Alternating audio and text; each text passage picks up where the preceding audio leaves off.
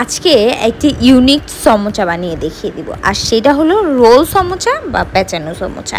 আর এই পেঁচানো বা রোল সমোচা খেতে হয় অসম্ভব মজার, ভেতরটা খুব সফট আর বাইরে খুব ক্রিস্পি। আসসালামু আলাইকুম ভিউয়ার্স, আজকে আমি রোল সমোচা বা পেঁচানো সমোচা বানাবো। তার জন্য এখানে আমি 1.5 কাপ পরিমাণে ময়দা নিয়েছি, আর তার মধ্যে নিয়ে নিলাম কালো জিরা, সামান্য পরিমাণে লবণ, আর দিয়ে দিয়েছি সয়াবিন তেল। সমস্ত কিছু দিয়ে ভালো করে মিক্স করে দেন আমি পানি দিয়ে পারফেক্ট একটা ডো তৈরি করে নিব। ডোটা বেশি শক্ত হবে না, বাট বেশি পাতলা হবে না। এখন আমি এর উপরে যে আলুর পুরটা দিব, সেই আলুর পুরটা রেডি করে নিচ্ছি। তার জন্য আমি আলু সিদ্ধ করে আলুটাকে গ্রেট করে নিয়েছি। এইখানে দিয়ে দিলাম আমি কাঁচা মরিচ, কাঁচা পেঁয়াজ, লবণ, চিলি ফ্লেক্স, ধনিয়ার পাতা আর স্বাদ মতন বিট লবণ। বিট লবণটা দিলে এই সমোচাটার ফ্লেভারটা অনেক বেশি মজার আসবে। তো খুব সুন্দর করে আমি মাখিয়ে নিলাম, মাখিয়ে 2টা ভাগ করে নিয়ে নিয়েছি। এখন যে ময়দাটা মেখে রেখেছিলাম, সেই ময়দার খামিরটার থেকে আমি 2টা ডো আলাদা করে নিয়েছি। তো এখন একটা ডো নিয়ে আমি খুব ভালো করে বড় একটা রুটি তৈরি করে নেব।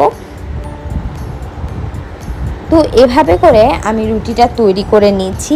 আর এই সমোচাটা আমার দেখানো প্রসেসে বাসায় একবার তৈরি করে খাবেন, এটা কিন্তু অনেক বেশি মজার হয়। তো দেখেন আমার কিন্তু রুটিটা বলা হয়ে গিয়েছে। এখন আমি আলুর পুরটা দিয়ে দিলাম, আর মাঝখানটা কিন্তু ফাঁকা রাখতে হবে, কারণ কি যাতে কাটার সময় আর পেঁচানোর সময় এটা সুবিধা হয়।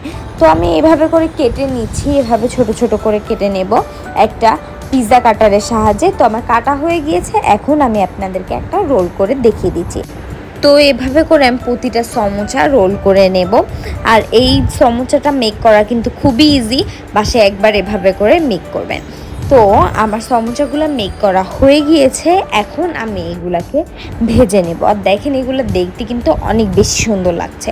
তো আমি একটা প্যান নিয়ে নিয়েছি চুলায়, তার মধ্যে পর্যাপ্ত পরিমাণে সয়াবিন তেল দিয়ে দিয়েছি। এখন যে স্ন্যাক্সগুলো আমি তৈরি করে রেখেছি সেগুলো ভেজে নিচ্ছি।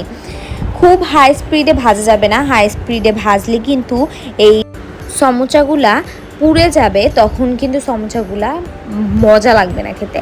তো আমার রোল সমোসা বা পেঁচানো সমোচাটা ভাজার পরে দেখতে কিন্তু আরও বেশি কিউট লাগছে। তো আমি একটা প্লেটের মধ্যে সার্ভ করে নিচ্ছি। এই স্ন্যাক্সটা আপনারা বিকালে রাখতে পারেন বা বাচ্চাদের টিফিনেও এটা আপনারা দিয়ে দিতে পারেন।